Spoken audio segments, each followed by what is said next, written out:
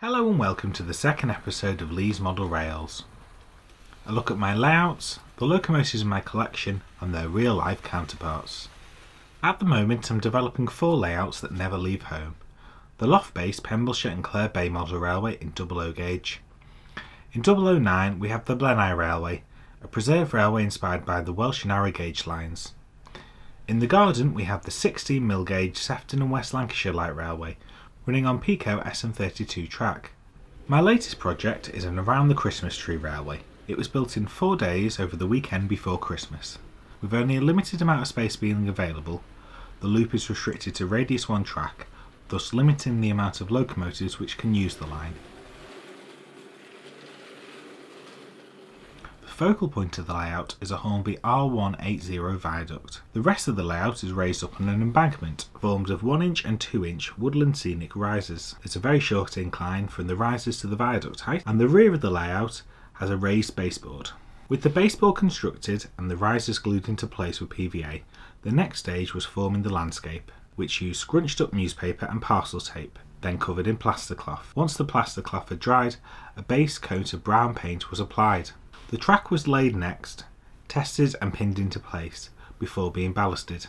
Off the main circuit are a pair of sidings to enable a small amount of shunting or a change of locomotives. Rather than just giving the layout a deep snow covering, I opted to give it a lighter snow covering, so grass scatters were applied and glued down using scenic cement. A footpath was marked out from the sidings down to the village below. The line runs around the small hamlet of Bury, named after my wife's mother's side of the family. I made use of some unused basic plastic kits from old track mat layouts. 2 R539 railway cottages and R278 the Bell Inn. The Bell Inn is from the old Town and Country range of plastic kits. Much of this range has now been taken over by Gauge Master as part of their Ford Hampton range, although this kit is missing from it. The 4th building in the village is a Scaledale R8758 St Mary's Chapel. With everything in place and looking like a finished layout, it was time to add snow. This was applied by sieving Pico 0.5mm snow scatter. Once the complete layout was covered, a final layer of scenic cement was applied, and once all dry the track was thoroughly cleaned before the board was lifted into place under the Christmas tree. The layout makes a lovely addition to our Christmas decorations, and with the increasing amount of highly detailed smaller locomotives becoming available, makes a lovely little railway to run them around.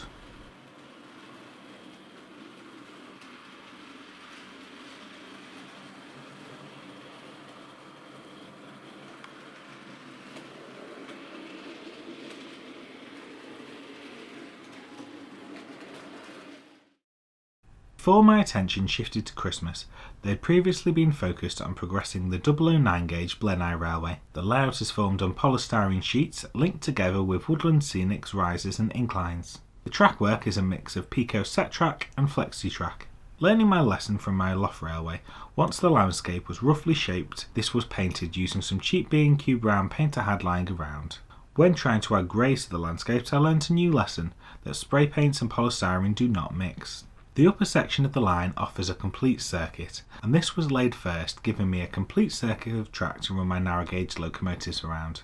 Being wary of ballasting around 009 gauge point work, the station areas were laid with Jarvis Scenics ballast underlay mat, while the sections in between the stations were ballasted using Woodland Scenics grey medium ballast, spread using a budget N-gauge ballast spreader purchased on eBay for $6.75. The Jarvis Scenics ballast underlay mats are what I currently use in my loft layout, and I would highly recommend them, as they give a good impression of ballasted track without all the hard work. They allow you to get trains running faster, and then when you've got more time at a later date you can go back and ballast properly. Blaenau, the top station, is the terminus when trains run end to end, building some from the Bachmann Scenecraft range. The line loops around to a junction station, with the option to either loop back around or head down an incline to Porthmaddish.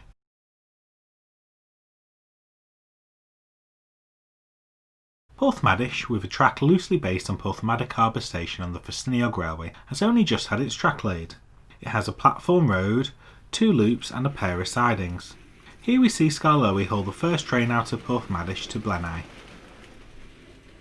Rolling stock is made up of ready-to-run stock from Bachmann, mini trains and Pico ranges. With the track work now all in place, I will continue with the scenic work on the layout, with gravel platforms and the completion of ballasting high on my list of priorities. For the back scenes, I plan to use printed photographs of landscapes around the Ffestiniog and Welsh Highland Railway.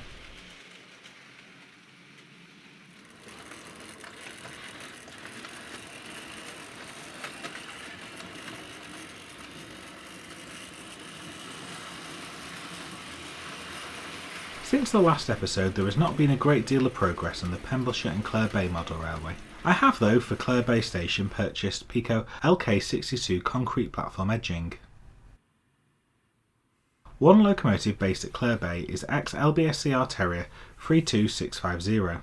This is a Rails of Sheffield exclusive built by Dapple. Originally named Whitechapel, the locomotive was transferred to the Isle of Wight in 1930 and renamed Fishbourne. It returned to the mainland in 1937 and in 1953 gained its number 32650 as seen in the model. The locomotive was preserved in 1963 by the London Borough of Sutton and Merton, who had missed out on purchasing the original Terrier 61 Sutton. The locomotive operated for many years on the Kent and East Sussex Railway, carrying the name Sutton, although was out of use by the mid-1990s. In 2004, the locomotive moved to the Spa Valley Railway, where it is currently under restoration. The Rails of Sheffield model features a die-cast chassis and running plate with detailed plastic moulded body and a flickering firebox effect. The model has a 5-pole skew-wound motor, sprung centre driving wheels with electrical pickup on all wheels.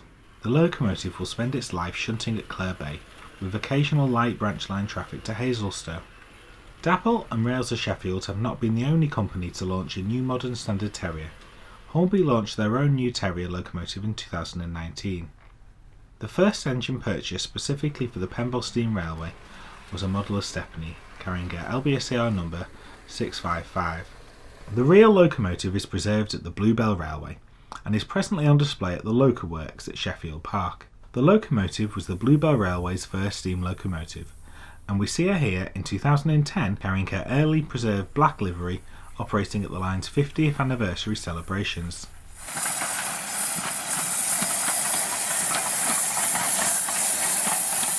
Let's have a comparison of the two locomotives. Burns Car Bank is a steep bank. It has a 3% radius on second radius curves.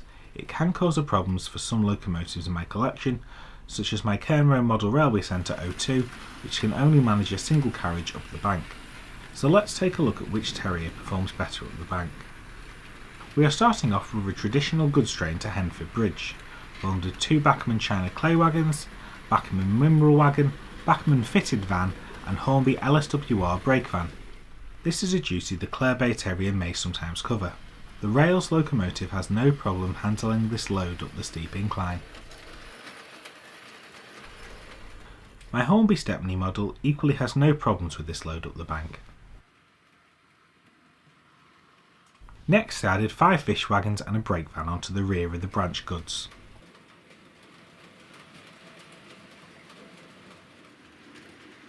This proved too much for Stepney, not making it round the corner of the incline before slipping to a stand. The load was also too much for my Rails Terrier.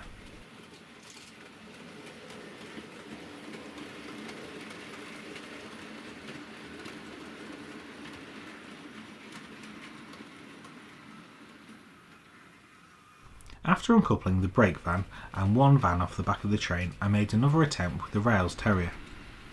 While you can tell it has a fair load behind it, the locomotive made it all the way up the incline with the load.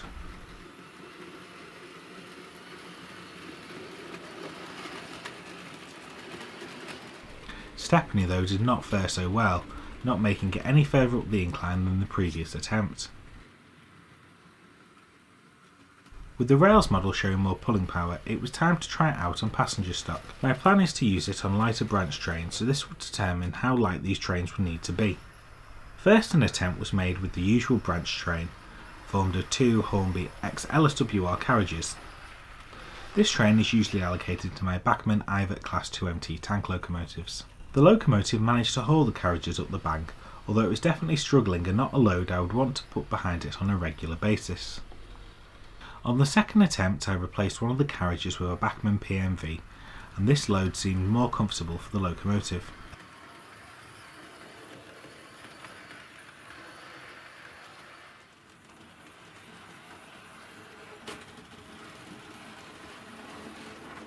third attempt was made with the PMV and the 2 carriages. This did prove too much for the little locomotive.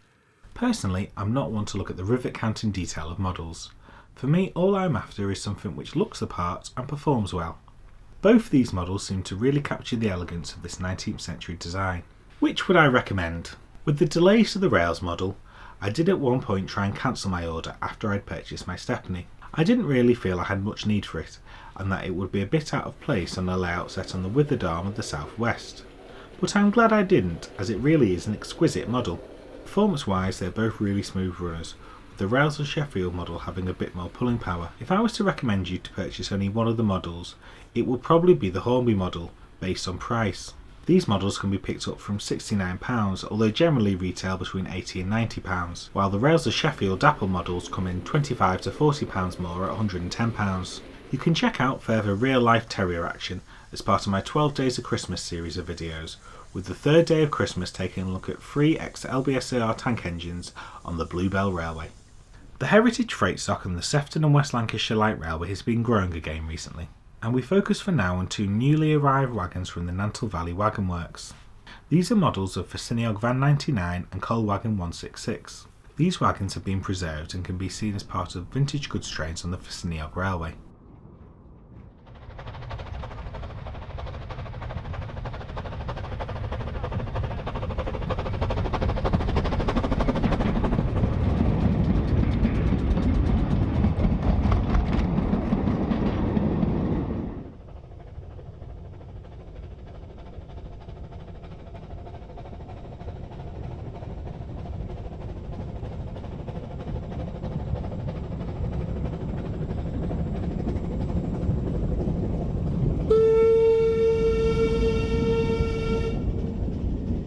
Nantlle Valley Wagon Works construct models to order, with a growing range of Ffestiniog and Penryn Quarry rolling stock available to commission in 32mm gauge.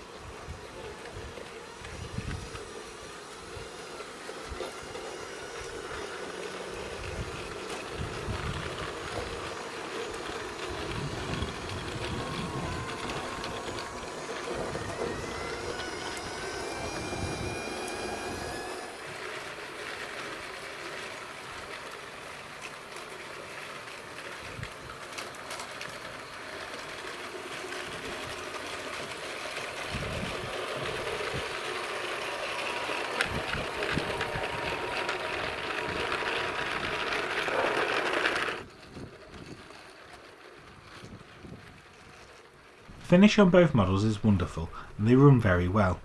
A bit more weight is probably required on the coal wagon though, which will be easy enough to solve. Another new addition to the garden is a blue spruce, planted in a pot to hopefully stop it growing too big. For now though, it is a lovely size, looking in scale with the railway. Thank you for joining me on this second episode of Lee's Model Rails.